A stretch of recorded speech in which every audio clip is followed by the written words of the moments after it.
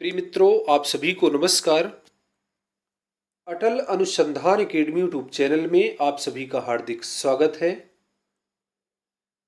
मित्रों, इस वीडियो के माध्यम से उत्तर प्रदेश असिस्टेंट प्रोफेसर भर्ती परीक्षा जो आज दिनांक 16 अप्रैल 2025 को द्वितीय पाली में आयोजित हुई थी, इसके प्रश्न पत्र को सॉल्व करेंगे। तो आइए वीडियो की शुरुआत करते हैं। मित्रों, आप सभी लोग प्रोफेसर बन सकें, इसके लिए मेरे द्वारा सभी तरीके अपनाए गए थे, जिनमें पहला था अटल अनुसंधान अकेडमी यूट्यूब चैनल की शुरुआत। दूसरा, चैनल के माध्यम से सामान्य अध्ययन की निःशुल्क ऑनलाइन वीडियो। तीसरा, आवश्यकता अनुसार सभी को पीडीएफ नोट्स। चौथा, सफलता एक्सप्रेस टेस्ट सीरीज के माध्यम से यूनिट वाइज पूरे पाठ्यक्रम को कंप्लीट करना। और पांचवा था परीक्षा से ठीक पूर्व तैयारी का आकलन करने हेतु विजय पथ टेस्ट सीरीज का आयोजन। मित्रों, सफलता एक्सप्रेस टेस्ट सीरीज 1 जनवरी 2025 को शुरू हुई थी और 31 मार्च 2025 तक चली थी। इसमें प्रतिदिन यूनिट वाइज 30 प्रश्न दिए जाते थे, जिनको आपको सॉल्व करना होता था। इस प्रकार से लगभग 1200 प्रश्नों की सफलता एक्सप्रेस टेस्ट सीरीज कराई गई थी और यूनिट वाइज पूरे पाठ्यक्रम को कंप्लीट किया गया था। इसके बाद 1 अप्रैल 2025 से विजय पथ टेस्ट सीरीज का आयोजन किया गया था। इसमें संपूर्ण प्रश्न पत्र कराया जा रहा था ताकि परीक्षा से ठीक पूर्व आप अपनी तैयारी का अच्छे प्रकार से आकलन कर पाएं। विजय पथ टेस्ट सीरीज में 300 प्रश्न सॉल्व करवाए गए थे 10 टेस्ट सीरीज के माध्यम से। इस प्रकार से लगभग 1500 प्रश्नों के माध्यम से सामान्य अध्ययन की तैयारी पूर्ण की गई थी। आज उसी का परिणाम है। प्रतियोगी छात्रों के मैसेज आ रहे हैं, फोन आ रहे हैं और कहते हैं कि सर, जो आपने पढ़ाया था वो सारी चीज़ें यहाँ पर आ रही हैं और पेपर बहुत ही सरल आ रहा है।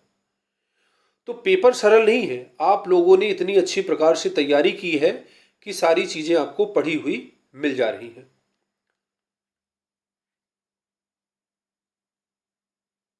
तो ऐसे प्रतियोगी छात्र जो कल की परीक्षा में शामिल हो रहे हैं, तो एक बार टेस्ट सीरीज का रिवीजन जरूर करेंगे, इसके बाद ही पेपर देने जाएंगे। मित्रों, एक और महत्वपूर्ण बात है। अभी आपने सुना है, पिछले एक वीडियो हमने अपलोड किया था कि उत्तर प्रदेश में राजकीय महाविद्यालयों में असिस्टेंट प्रोफेसर की वैकेंसी आने वाली है और हो सकता है अगले महीने से इसका फॉर्म भी अप्लाई हो। तो जो भी प्रतियोगी छात्र जीडीसी असिस्टेंट प्रोफेसर की तैयारी करना चाहते हैं, चैनल से जुड़े रहेंगे और जीडीसी के लिए भी हमारे चैनल के माध्यम से सभी तरीके अपनाए जाएंगे जो एडेड महाविद्यालय असिस्टेंट प्रोफेसर के लिए अपनाए गए थे। तो आइए प्रश्नों को सॉल्व करते हैं। यहां पर पहला प्रश्न है, किस तिथि को अखिल भारतीय कांग्रेस समिति की बैठक में गांधी जी ने कांग्रेसियों से भारत के विभाजन को स्वीकार करने को कहा था? तो इसका सही उत्तर है 14 जून 1947। 14 जून 1947।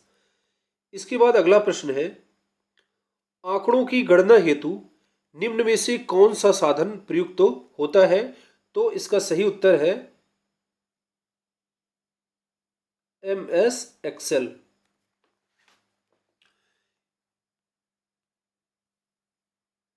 अगला प्रश्न है, स्वच्छ भारत अभियान की शुरुआत कब हुई थी? ये पॉपुलर प्रश्न है, इसको टेस्ट सीरीज में दिया भी गया था 2 अक्टूबर 2014 को।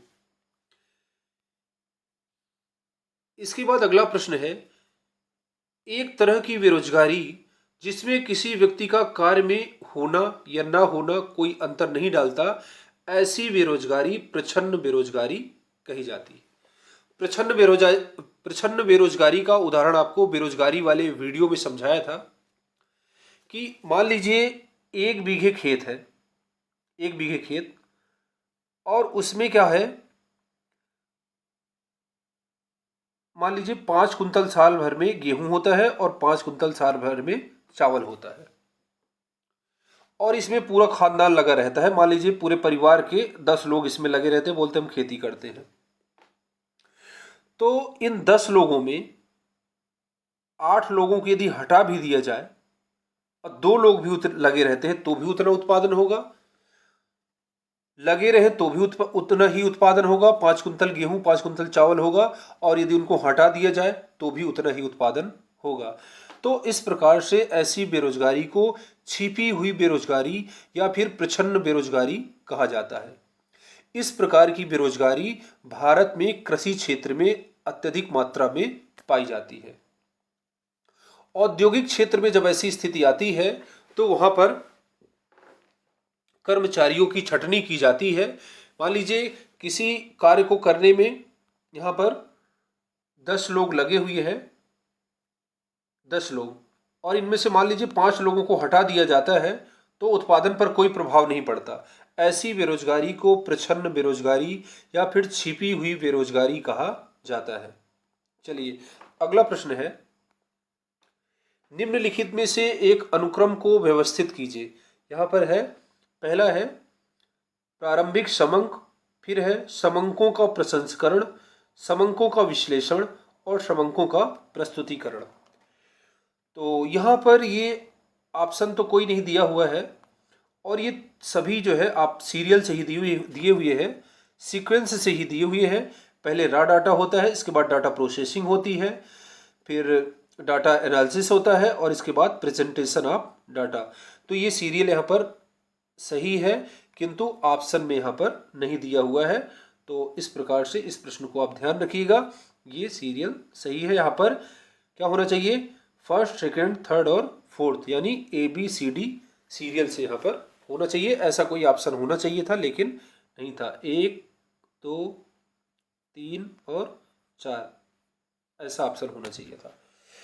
यदि आपके दिमाग में कुछ आ रहा हो, दिमाग में चल रहा हो, तो कमेंट करके जरूर बताइएगा, लेकिन मेरे हिसाब से ये सही है।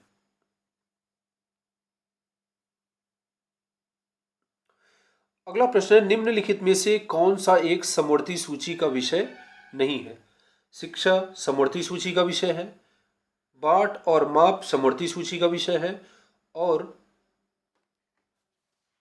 न्याय प्रशासन भी समवर्ती सूची का विषय है, किंतु लोक स्वास्थ्य समवर्ती सूची का नहीं बल्कि राज्य सूची का विषय है। इसके बाद है, निम्न में से कौन सी एक बाजार आधारित प्रणाली है जहां कंपनियां उत्सर्जन अनुमतियों को खरीद एवं बेच सकती हैं। तो इसका सही उत्तर है कार्बन ट्रेडिंग।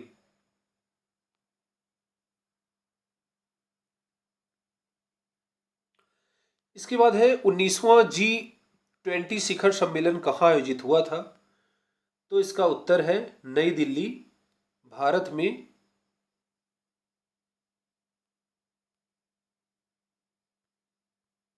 नई दिल्ली भारत में सम्मेलन आयोजित हुआ था।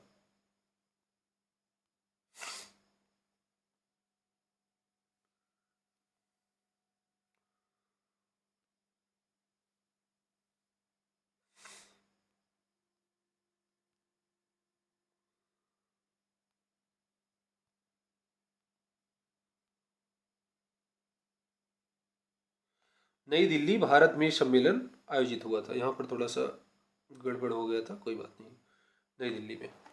इसके बाद अगला प्रश्न है, संघीय बजट 2025-26 के तहत पहली बार कल्याण हेतु सामाजिक सुरक्षा स्कीम का प्रस्ताव दिया गया है। तो इसका सही उत्तर है ऑनलाइन प्लेटफॉर्म श्रमिकों के लिए इस प्रकार की स्कीम लाई गई है। इसके बाद अगला प्रश्न है, निम्नलिखित ग्रहों को उनके कक्षीय अवधि के आधार पर घटते क्रम में व्यवस्थित कीजिए। तो यहां पर सबसे ज़्यादा समय यूरेनस को लगता है, यूरेनस के बाद शनि को लगता है, इसके बाद बृहस्पति को और इसके बाद मंगल को। इस प्रकार से 4 1 3 2 इसका सही उत्तर है। क्या है? 4 1 और 3 2।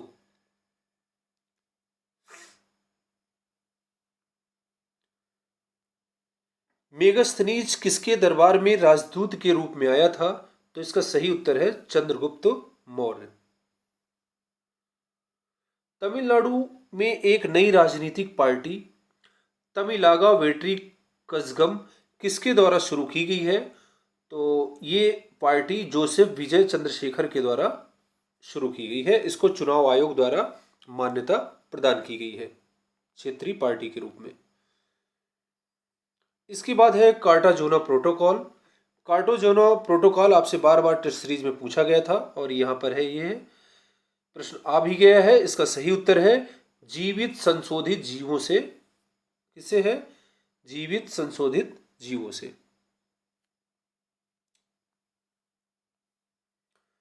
इसके बाद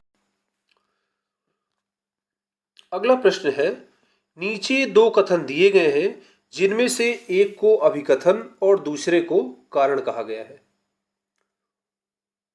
तो अभिकथन है,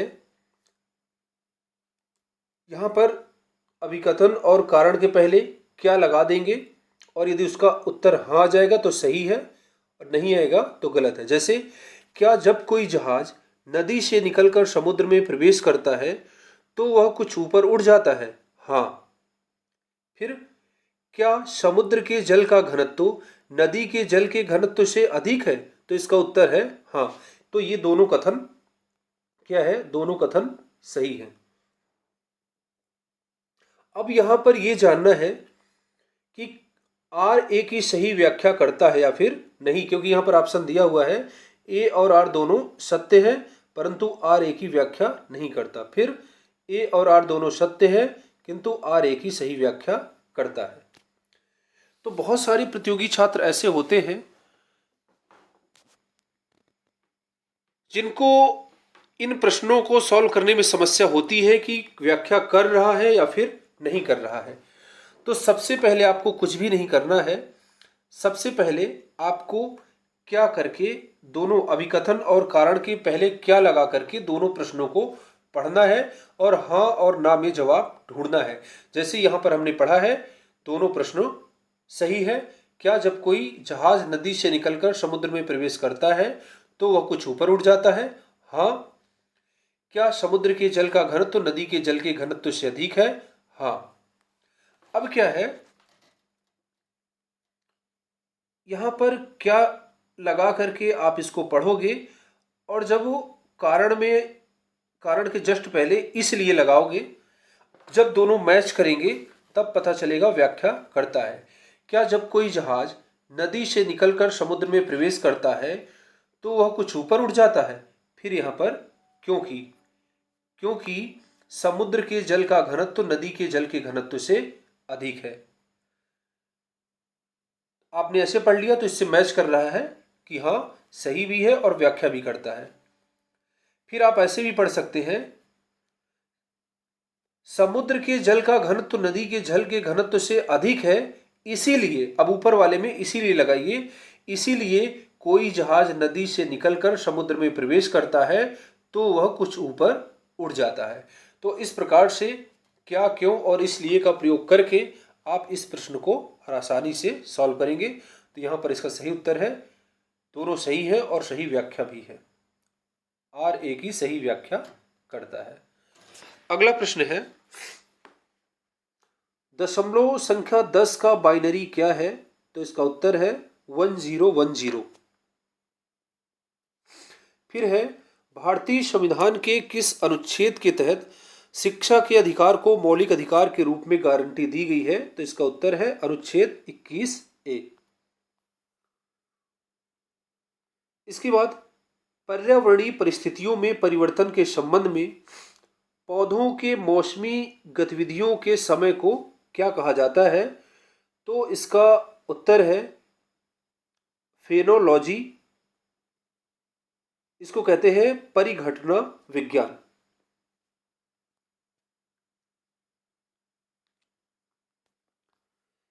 इसके बाद अगला प्रश्न है, 2024 में भारतीय प्रतिभूति एवं विनिमय बोर्ड, जिसे सेबी कहते हैं, का अध्यक्ष किसे नियुक्त किया गया था? तो इसका सही उत्तर है माधवी पुरी बुच को। माधवी पुरी बुच को। इसके बाद अगला प्रश्न है,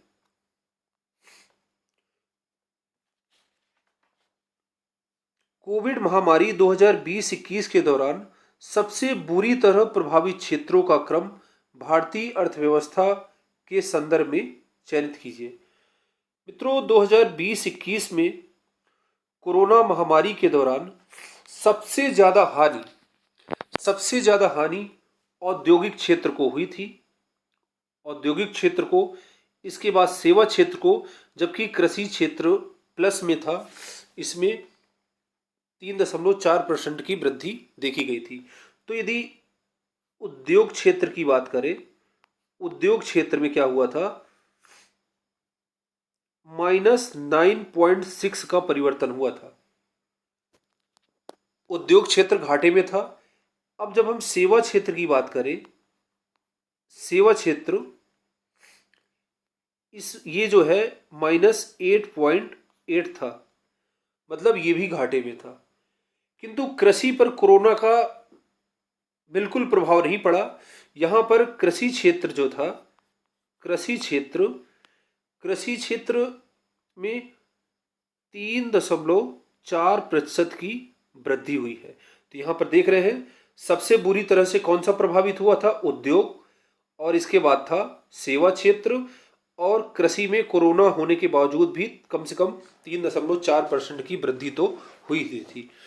तो यहाँ पर सबसे ज़्यादा प्रभावित हुआ था औद्योगिक क्षेत्र और सबसे कम कृषि क्षेत्र। तो इसका सही उत्तर है उद्योग, सेवा एवं कृषि, डी नंबर। यहाँ पर इसको आप सही करेंगे। अर्थव्यवस्था की टेस्ट सीरीज में ये प्रश्न पूछा गया था, लेकिन यहाँ पर थोड़ी से घुमा दिया गया है, कोरोना महामारी को जोड़ करके प्रश्न को पूछा गया है। अगला प्रश्न है, विश्वविद्यालय अनुदान आयोग की कौन सी पहल उच्च शिक्षा में डिजिटल लर्निंग की चुनौतियों का समाधान करने का लक्ष्य रखती है? तो इसका उत्तर है भारतीय राष्ट्रीय डिजिटल लाइब्रेरी। ये प्रश्न भी आईसीटी के अंतर्गत आपसे पूछा गया था टेस्ट सीरीज में। अगला है, खोज परक अधिगम जो अन्वेषण पर आधारित शिक्षण विधि है, किसके द्वारा प्रारंभ की गई थी?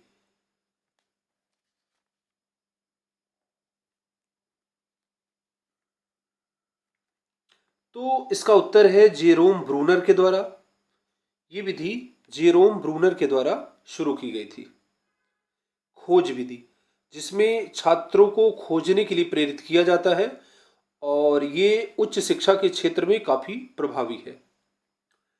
फिर अगला है, निम्न में से कौन सा इनपुट डिवाइस है? कौन सा इनपुट डिवाइस है?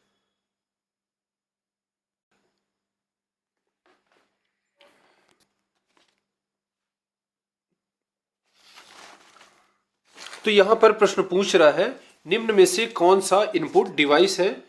तो इसका उत्तर है bar code reader. Bar code reader input device है। तो यहाँ पर कुछ और अन्य महत्वपूर्ण इनपुट डिवाइस के बारे में आप जान लीजिए। हो सकता है कल के प्रश्न पत्र में ये आपसे पूछा जाए।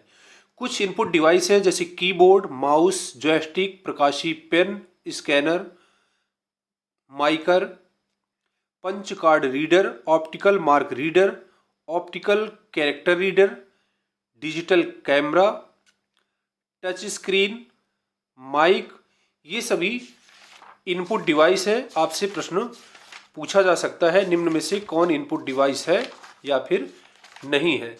इस प्रकार के बहुत सारे प्रश्न आपसे टेस्ट सीरीज में पूछे गए थे इनपुट और आउटपुट डिवाइस से रिलेटेड।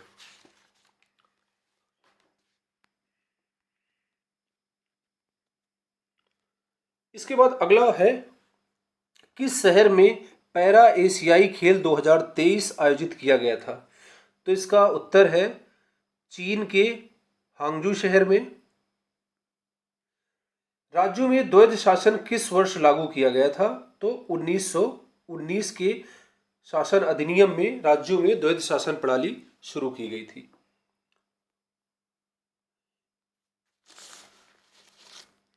इसके बाद है गीगाबाइट का तात्पर्य है 1 गीगाबाइट बराबर 1024 मेगाबाइट। आप जानते हैं कि पंचायत राज व्यवस्था से हमेशा प्रश्न पूछा जाता था। इस बार सहकारी समितियों को यहां पर पूछा गया है किस संविधान संशोधन द्वारा सहकारी समितियों को संवैधानिक दर्जा दिया गया है? तो इसका सही उत्तर है 97वां संविधान संशोधन अधिनियम, जो कि 2011 में हुआ था। इसके बाद है समाज मिति परीक्षण का प्रयोग सर्वप्रथम किसने किया था? समाज मिति परीक्षण का प्रयोग सर्वप्रथम किसने किया था? तो इसका सही उत्तर है JL मोरेनो ने। अगला प्रश्न है निम्नलिखित वायुमंडलीय गैसों को उनके आयतन प्रतिशत के घटते क्रम में व्यवस्थित कीजिए। यह प्रश्न आपसे पूछा गया था टेस्ट सीरीज में, यहां पर भी पूछा गया है। तो सबसे ज्यादा आप जानते हैं सबसे ज्यादा नाइट्रोजन गैस पाई जाती है, इसके बाद नाइट्रोजन गैस, इसके बाद यहां पर सबसे ज्यादा नाइट्रोजन गैस, इसके बाद ऑक्सीजन गैस, और इसके बाद आर्गन गैस, और बाद में कार्बन डाइऑक्साइड गैस पाई जाती है। तो इसका उत्तर होगा 2, 3, 4 और 1। 2, 3, 4 और 1 इसका सही उत्तर है। अगला प्रश्न है निम्नलिखित में से कौन सा एक मानव प्रतिभागियों को शामिल करने वाले शोध का प्राथमिक नैतिक विचार है? तो इसका सही उत्तर है प्रतिभागियों की गोपनीयता बनाए रखना। चाहे क्वेश्चनरीज के माध्यम से हो या प्रत्यक्ष रूप से हो, अगर प्रतिभागियों से कोई प्रश्न पूछे जाते हैं, किसी प्रकार की जानकारी ली जाती है शोध के दौरान, तो उसकी गोपनीयता बनाए रखना शोध का प्राथमिक नैतिक विचार है। इसको आप याद रखेंगे। फिर अगला प्रश्न है भारत का पहला सौर मिशन आदित्य L1 कब प्रक्षेपित किया गया था? तो इसका सही उत्तर है सितंबर 2023 में। तो ये मित्रों आज का ये प्रश्न पत्र था द्वितीय पाली का। ये इस वीडियो के माध्यम से इसको सॉल्व करा दिया गया है, और मैं ऐसी उम्मीद करता हूँ, मुझे पूरा विश्वास है कि YouTube में जो भी अभी तक वीडियो अपलोड किए गए हैं उनमें सबसे सटीक और सबसे सही ये आंसर की है।